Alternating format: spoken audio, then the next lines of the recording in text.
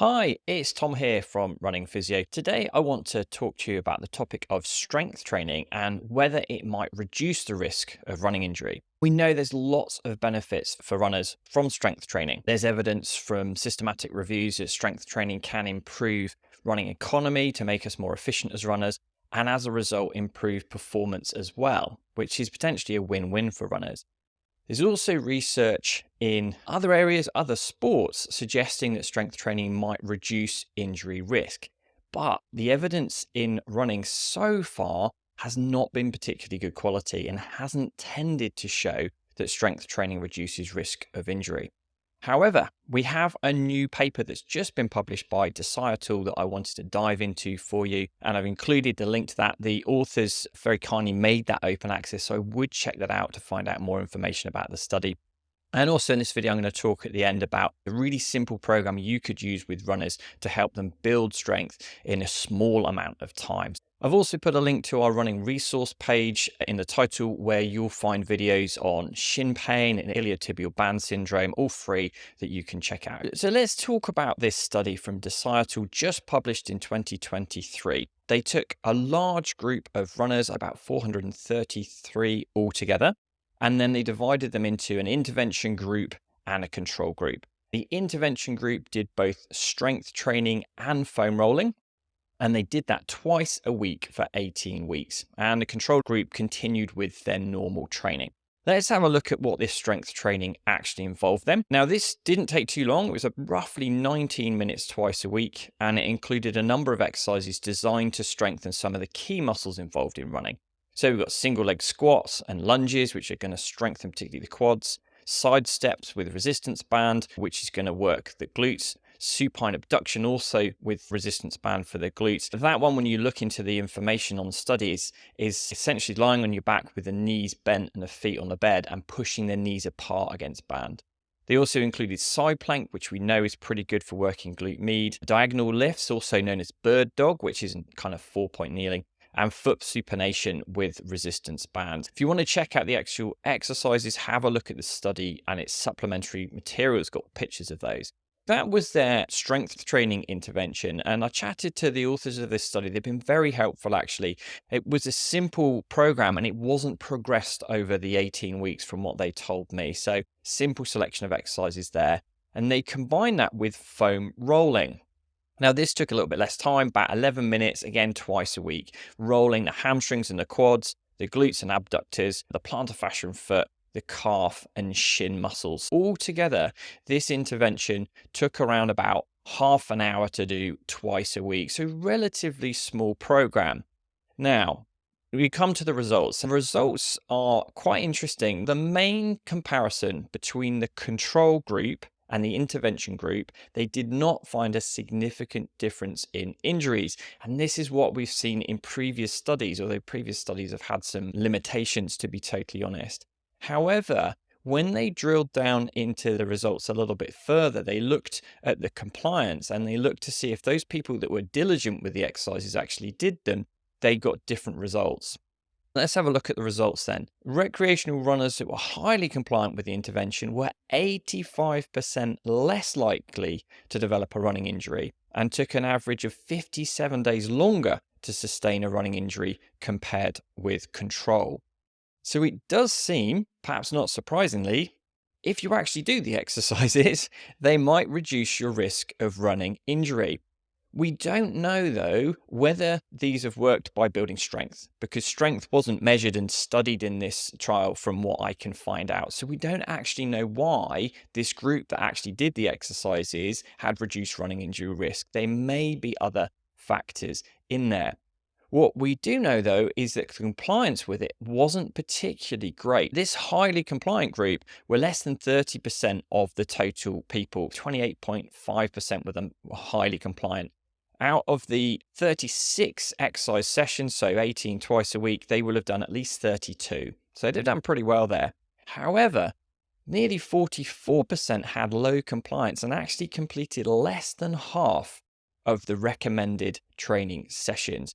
And this is one of the big problems that we find when we're testing any intervention that requires the patient to be really diligent with it, particularly around strength training. is that when you look at the results, if a large proportion of the people in the intervention group haven't actually done what they were asked to do, in this case, nearly half have done less than half of the actual training, it's not that surprising that when you compare the two groups, the control group and the intervention group, you don't see a significant difference. So it does seem in this study, it's suggesting that if you do the exercises, you may get the benefits in terms of reduced running injury risk. And the authors say it's a relatively straightforward program done twice a week, although over an 18-week period. I would wonder if that might influence the compliance with it as well. Now, being devil's advocate here, we could have changed the title for this and ask, does foam rolling reduce running injury risk? Because we don't necessarily know, is it the strength training here or the foam rolling that's had an effect? Is it both together? We don't really know that necessarily. There's question marks around it, and we would need further study to actually back this up. But we are starting to see one or two bits of research coming out. There's some evidence around foot training that was able to reduce running injury risk. So we are seeing one or two studies showing that perhaps some strength training might not only improve running economy and performance, but it does have the potential to reduce running injury risk. Although, as ever, we do need more high quality research to look into this. Now, I said I would talk through a potential program that you could try with runners. And with this program that they've used in the study takes about half an hour. They've got a selection of a number of different things for people to do. There is some evidence that training for as little as 13 minutes 3 times a week can improve strength and endurance. So I would wonder perhaps if we would get better compliance with the exercises if we were to go with a shorter program, and better results if that program was progressed in terms of weight, which I don't believe this one was. An alternative might be that you work with a runner, you identify where they're perhaps weaker. And particularly, we're interested in those big muscles that manage big loads in running, like the calf, quads, glutes, and hamstring. And maybe you put together a little circuit of 3 exercises that are loaded up so they're challenging. And that can often be done in as little as 15 minutes. Let's say, for example, you wanted to target the hamstrings, the quads, and the calf. You might get the person to start with a single leg deadlift in the circuit, perhaps loaded up so they're finding around about 8 to 12 reps challenging. Then next in the circuit, go on to squats, again loaded so it's challenging for them to work the quads. And then go on to calf raises again with load so it's challenging for them to do it. Then come back to the start of the circuit for those deadlifts again and work through that circuit maybe 3 times. Now, if it's loaded up enough, you're likely to get strength change, and it's not going to take much more than about 15 minutes, 2 or 3 times a week. Now, we have this word compliance coming out.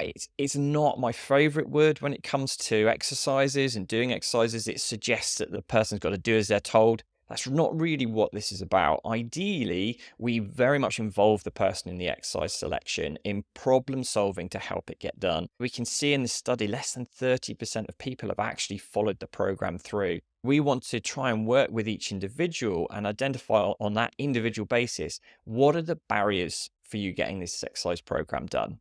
What's going to get in the way? What are the things that are going to help you? Personally, I think that simple stuff like time of day makes a difference.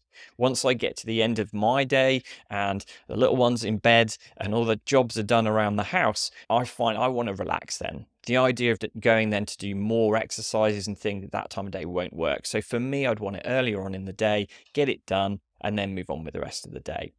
You've got to think about the kit that people have as well. Using things that they've got easy access to at home will work well because they don't have that extra time of getting to a gym or going somewhere else for it.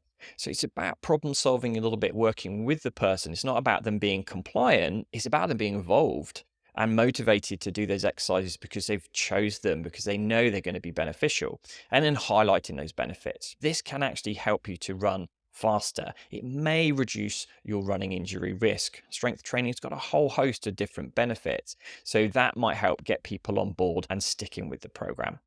Interesting research. Do check out that study. They've made it open access to look at the supplementary material as well if you want to find a bit more about the exercises and the foam rolling and things involved there. Let me know if you've got any comments or questions about the study and what you think. Do you think strength training is going to reduce running injury risk? Might there be some downsides? We do often have to weigh up the fatiguing effects of strength work. So perhaps it might not be ideal for those people when they're reaching their peak mileage to be trying to squeeze in 2 or 3 strength sessions a week as well. So we do need to bear that in mind. Let me know your thoughts, and I'll look forward to speaking to you again very soon. Thanks for listening. Bye for now.